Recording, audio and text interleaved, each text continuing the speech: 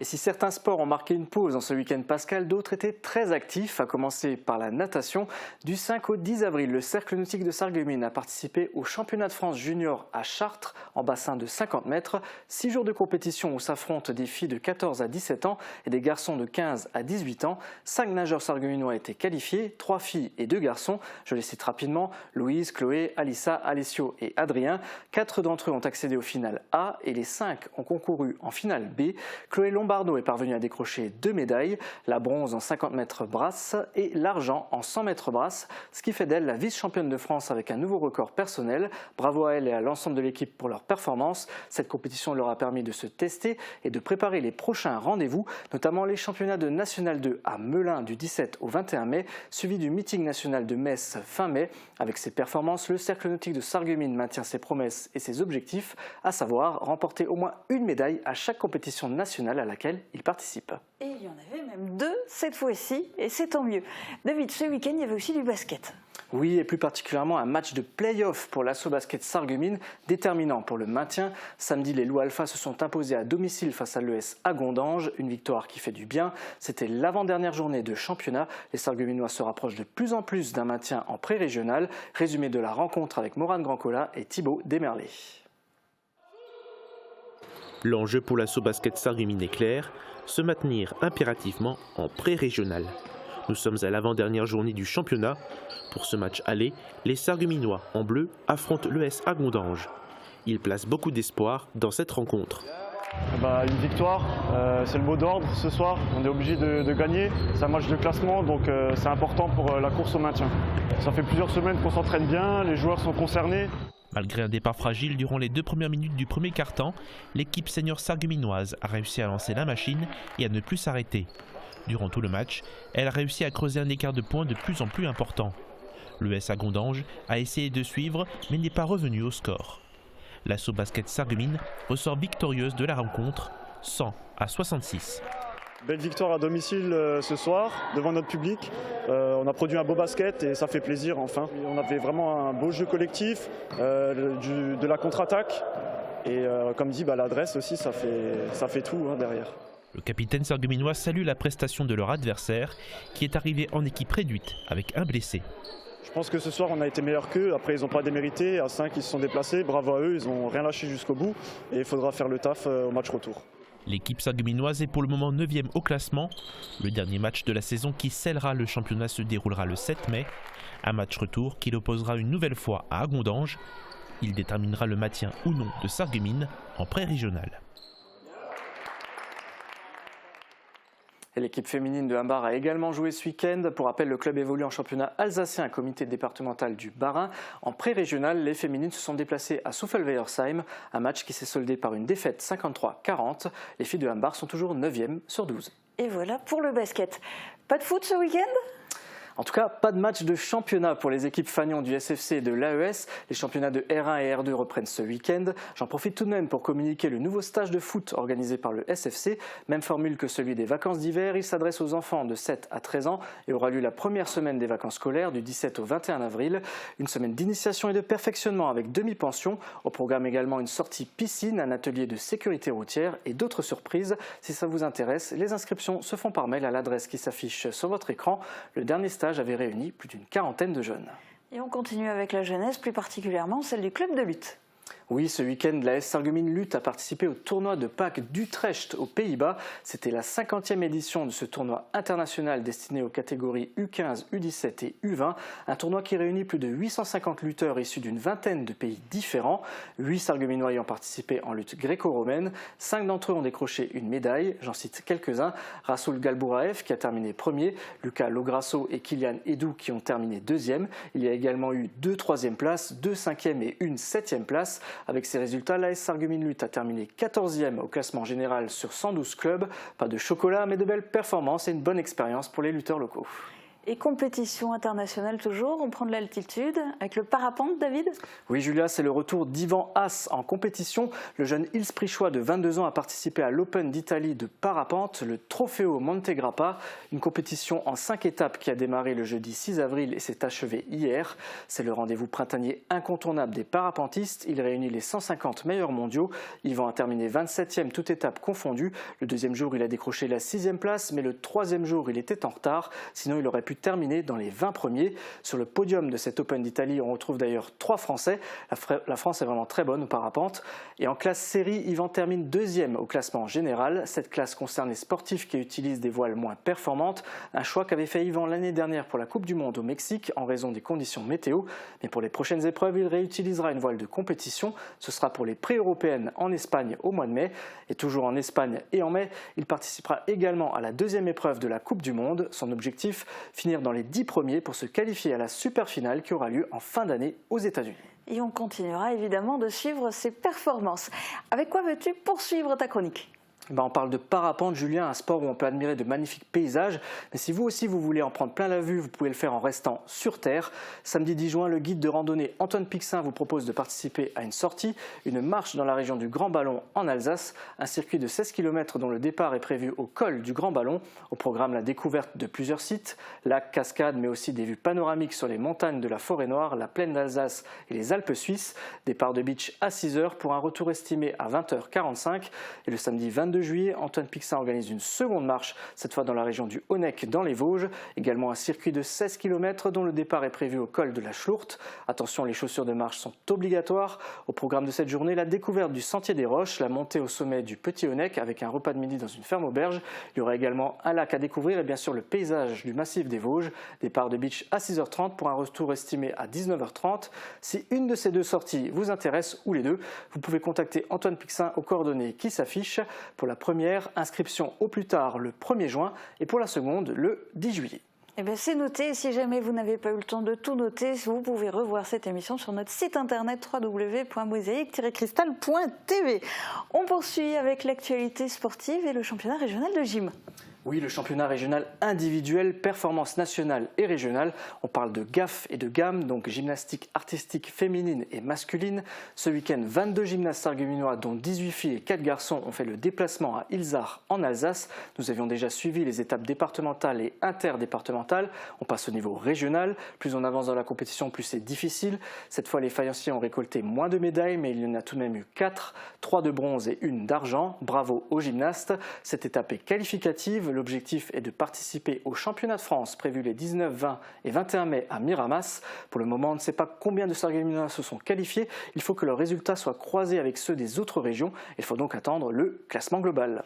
Et on continue avec un sport, une discipline qui est finalement assez proche de la gym, le twirling bâton. Oui, ce week-end, le rendez-vous était fixé à Saint-Dié-des-Vosges pour le championnat de Ligue Grand Est en National 2. Dans chaque catégorie d'âge, ce sont les 100 à 150 meilleurs twirlers de France qui se sont qualifiés à ce championnat. Chaque athlète y participe dans sa région. La région Grand Est en compte environ une trentaine. Le club local de Vousvillers y a participé et a décroché 5 podiums en équipe. Chez les seniors, Agathe et Chloé ont terminé championnes de Ligue Grand Est en duo. Les deux duos cadets se classent 2e et 3e. Et du côté des équipes, donc à partir de 4 twirleuses, les cadets de Vousvillers finissent 2e et les seniors 3e. Pas de podium en solo malheureusement, mais tout de même 2 belles places. Ces résultats sont encourageants pour d'éventuelles sélections en demi-finale. Demi-finale qui aura lieu les 6 et 7 mai à Goussainville. Les athlètes qualifiés seront connus au courant de la semaine. Ce week-end, la même compétition se tiendra pour le niveau national 1 à Andrézy en région parisienne. Et on reviendra donc dessus la semaine prochaine. On continue avec un sport plus répandu, le volleyball. Sport plus classique, oui, mais un exemple d'ouverture et de mixité. En championnat de volley loisirs, femmes et hommes sont égaux. Elles et ils jouent selon les mêmes règles et sur le même terrain. Le nombre de joueuses par équipe est déterminé en fonction des besoins de chaque club. Il n'y a aucune différence entre les sexes. Guillaume Dumonteil nous en dit plus dans ce reportage. Soir de derby au gymnase Jean Jaurès, où Sarral, en maillot bicolore, affronte Sarreguemines. Dans chacune de ces deux formations, on retrouve sur le terrain des hommes et des femmes. Ces dernières ne sont pas là pour faire de la figuration. On dit toujours, voilà, c'est une fille, elle va moins bien jouer. Il y a des filles qui dépotent beaucoup plus que certains garçons. et ça se remarque à tous les niveaux. Nos filles, elles sont titulaires à chaque match. Après, elles ont leur qualité. C'est sûr qu'elles sont un peu moins grandes que les garçons, donc elles sont moins sur des postes d'attaquantes, mais elles sont aussi vachement agiles et assez techniques à la passe, par exemple Nestlé et Jessica en libéraux. Les garçons vont plus jouer maintenant sur ce qui est de la force. Les filles, elles vont peut-être regarder différemment le jeu pour pouvoir jouer des balles un petit peu plus complexes, dans la mesure pour voir un petit peu les trous sur le terrain, ce genre de choses. Cette mixité a des effets positifs sur le jeu, mais aussi sur l'ambiance générale qui règne pendant les rencontres. Ça crée quand même une cohésion beaucoup plus sympa. Moi j'ai toujours joué en fille jusqu'à maintenant, c'était ma première année l'année dernière en loisir et en fait le filet est plus haut parce qu'en fille on joue en 2,24, là c'est à 2,43 donc c'est un peu plus compliqué, il faut s'adapter, il faut pousser un peu plus les balles, mais niveau cohésion c'est pas mal, ça change un peu les visions de jeu, les stratégies de jeu. Et du coup c'est sympa quoi, on s'entend bien et puis les garçons en général ils sont fair-play avec nous donc c'est chouette. Ce championnat de volley-ball loisir est aussi une compétition. Remporter des matchs rend ces moments passés ensemble sur le terrain encore plus agréables. Et ce soir-là, ce sont les joueuses et joueurs sarregueminois qui ont battu Sarralbe 3-7-1. L'équipe 1 de Sarreguemines caracole d'ailleurs en tête avec 10 victoires en autant de rencontres. L'équipe 2 est elle 4e de ce même championnat. De son côté, Sarralbe n'a pas encore connu les joies de la victoire.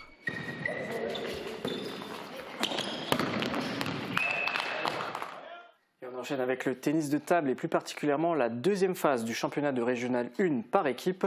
Les équipes Fagnon de Rohrbach-Bina et Sarreguemines évoluent toutes les deux dans cette division et dans la même poule. On regarde le classement actuel. Rohrbach-Bina est 3e avec 11 points, 3 victoires et 2 défaites. Sarreguemines est 6e avec 9 points, 2 victoires et 3 défaites. C'est très serré au niveau des points. L'équipe des Fayenciers est précédée par la 6 de Haguenau-Wissembourg et la 2 de Sarrebourg qui totalisent également 9 points chacune. Si j'en parle aujourd'hui, c'est parce que le championnat arrive bientôt à son terme. Ce week-end, les deux équipes locales joueront leur dernier match à domicile. Rohrbach-Bina reçoit Heurt et Sarreguemines affronte Sarrebourg. Pour les Sarregueminois, c'est un match déterminant pour le maintien. Rohrbach-Bina est davantage à l'abri. Les Beacherlaner visent le podium en fin de saison. La dernière journée est prévue le 14 mai et ce sera donc à l'extérieur. Et on ne manquera pas de suivre l'évolution de ce championnat. Sport de raquette toujours, on passe au badminton ? Oui, le Sarreguemines Badminton Club, dont l'équipe Fagnon vit une saison très difficile. En National 3, les badistes sarregueminois ont enchaîné les défaites. On regarde le classement. Les Fayenciers sont derniers avec 18 points, 1 victoire, 2 nuls et 6 défaites. La poule est largement dominée par Domartemont qui a remporté toutes ses rencontres et totalise 46 points.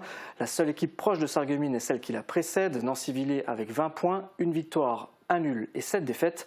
Même si Nancy-Villers totalise plus de défaites que Sarreguemines, elle a obtenu plus de bonus défensifs. C'est un point que l'on gagne lorsqu'on perd avec le plus petit écart de score, à savoir 5-3. Nancy-Villers en a obtenu 5, alors que les Sarregueminois n'en ont qu'un. Ceci explique la différence de points. David, est-ce que ceci explique aussi cela? Le Sarreguemines Badminton Club est-il déjà condamné à la relégation?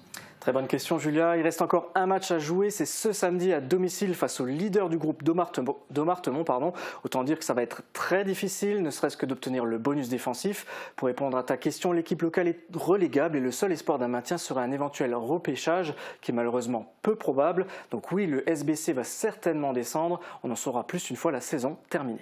Ouais, un passage difficile à vivre pour le club, mais bon, ça fait partie du sport et c'est comme ça. Alors on a fait le tour là, de l'actualité sportive. C'est à ton tour, David. Quel sport testes-tu cette semaine? Cette semaine, Julien, on part au pays du soleil levant, ou presque, pour découvrir l'aïkido, un art martial fondé sur la défense. On utilise la force de l'adversaire pour le contrer. C'est plus technique que physique. Pour découvrir ce sport, j'ai rencontré le club Sobukai en Chambert, un club qui a récemment accueilli en ses murs un stage, une rencontre internationale avec plus d'une trentaine de participants. Ce qui m'a le plus frappé dans ce club, c'est le cas de le dire, c'est l'utilisation de la langue japonaise à tous les niveaux. Je vous laisse découvrir tout ça en images. Et voilà, le sensei est maîtrisé. Je crois pas, non.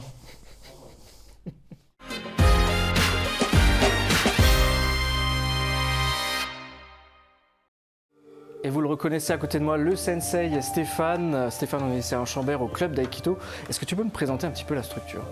Le club d'Aïkido dans Chambert a été créé en septembre 2000. On a créé ce club d'arts martiaux suite à notre passage de ceinture noire.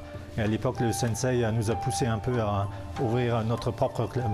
Donc ça fait 23 ans qu'on est ici en Chambert. Et vous êtes combien? Nous sommes 20 licenciés actuellement. Ok. Vous avez connu une période où vous étiez un peu plus nombreux? Oui, on était déjà plus nombreux. À une époque, on a déjà dépassé les 45 licenciés. Et actuellement, on est 20.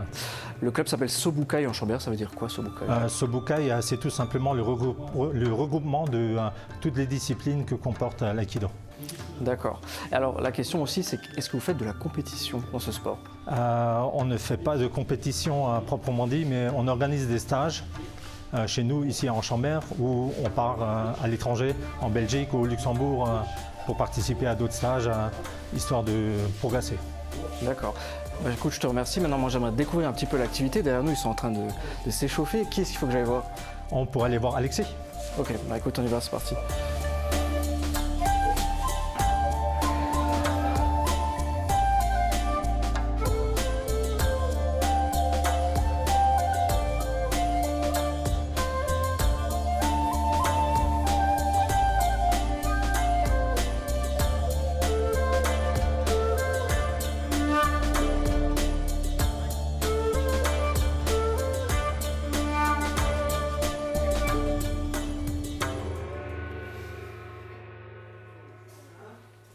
Onegai shimasu. Alexis, c'est toi qui vas m'initier à l'aïkido aujourd'hui. Avant qu'on commence, est-ce que tu peux m'expliquer ce qu'est l'aïkido? Parce qu'il y a plein d'arts martiaux qui existent. Alors l'aïkido, c'est un art martial, du coup, comme tu l'as dit, de self-défense. Donc le but, ça va être de venir se défendre. Un agresseur vient te mettre un coup et toi, tu vas chercher à le maîtriser. Et par quoi on commence pour apprendre l'aïkido? Alors, par l'aïkido, ça sera d'abord la posture. D'accord. Alors vas-y, explique-moi. Ok. Donc le but, c'est de se mettre donc, dans le bon kamaï, posture. Donc jambes fléchies à l'avant, Oui. hauteur d'épaule, jambes arrière tendues, et tu viens mettre tes bras devant. Comme Le sens ça. a une importance ou? Oui. Donc main droite devant quand tu as le pied droit devant. Si tu changes, pareil. J'inverse tout, quoi. Voilà, Ok. c'est ça. Donc ça, c'est la posture. Voilà, c'est ça. Ce qui est important là-dedans, c'est justement que quand tu vas faire les techniques, tu viens chercher le déséquilibre. Et donc cette posture, tu es justement bien en équilibre. Et c'est pour ça que c'est important. Ok. Et du coup, par quoi on enchaîne? Bah là, typiquement une technique. On peut essayer si tu veux. Donc par exemple, je vais venir... hop. Donc on vient en contact. Et après, je viens chercher justement ton poignet. Donc je te tire légèrement, je tourne. Donc là, je fais une clé dans ton poignet. Et si je continue vers là, donc tu vas être projeté vers le sol. D'accord, donc moi je t'agresse en fait, c'est ça? Voilà, c'est ça. Essaie de me mettre un coup de poing. Hop, hop, et voilà. Ok, mais j'arriverai pas à reproduire ça. Est-ce que tu peux me montrer? Il faut que j'apprenne le geste. Pas de souci. Donc première chose, tu saisis au niveau du poignet. Oui. Donc avec l'autre main du coup. C'est ça. Donc là par exemple, voilà, c'est ça, avec l'autre main. Ensuite, tu vas changer de garde. Tu vas passer ton pied gauche devant. Voilà. Avec ta main droite là, tu vas passer dessus. Et c'est celle-là, voilà, qui vient la saisir, voilà. Et tu viens chercher mon déséquilibre. Et après je te pousse vers là-bas. Oui. Voilà. D'accord. Ok, ouais, mais il faut enchaîner ça du coup. Ouais, c'est ça.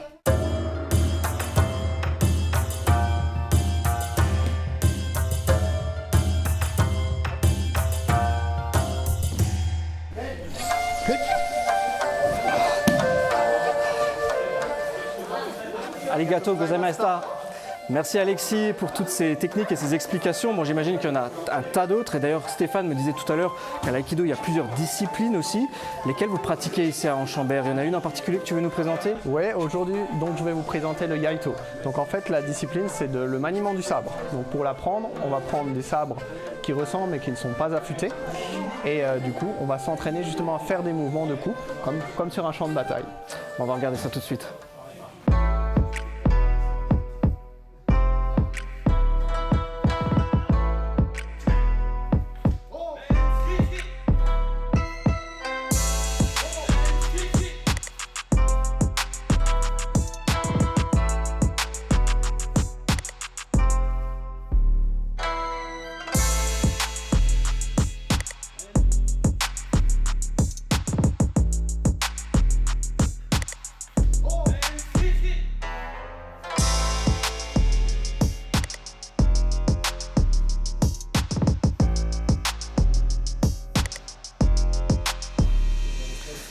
Salut Adèle, excuse-moi, je vais te déranger un tout petit peu. Tu peux me dire depuis combien de temps tu fais de l'aïkido ici? Alors moi, ça fait 2 ans que je pratique dans le club. Qu'est-ce qui t'a poussé à commencer? Comment t'as atterri ici? Alors moi, je suis quelqu'un qui m'intéresse beaucoup aux différentes cultures et c'est vrai que la culture japonaise m'a toujours un peu plus intéressée que les autres. Et donc quand j'ai su qu'il y avait un club d'aïkido, je me suis inscrite et puis j'ai découvert petit à petit. Et qu'est-ce qui te plaît alors dans ce sport? Alors déjà, c'est un moyen de me défendre. Donc ce qui est intéressant et ce qui est rassurant, c'est mes parents. Et aussi, il y a l'aspect social pour rencontrer les gens et tout ça. D'accord, bah écoute, moi je te laisse continuer, je te dérange pas. Merci.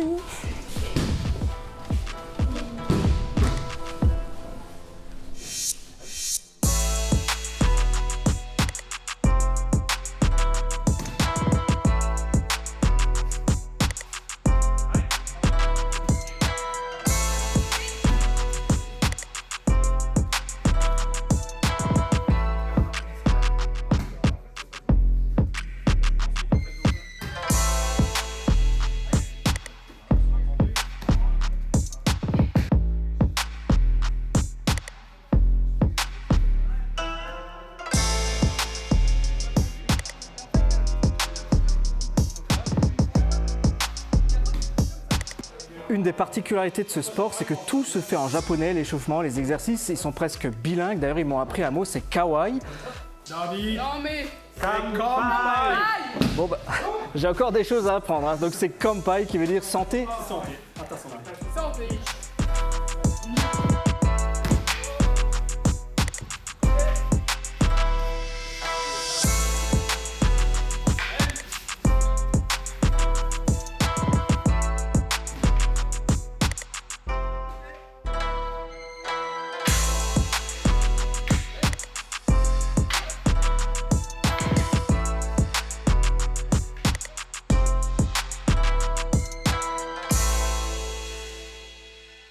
Et voilà une belle expérience ce soir avec le club d'aïkido d'Anchambert, un sport d'honneur, de respect et de contrôle. Si ça vous intéresse, les séances, c'est les mardis et vendredis. Merci encore de nous avoir suivis et à la semaine prochaine. Pour Sobukai Anchambert.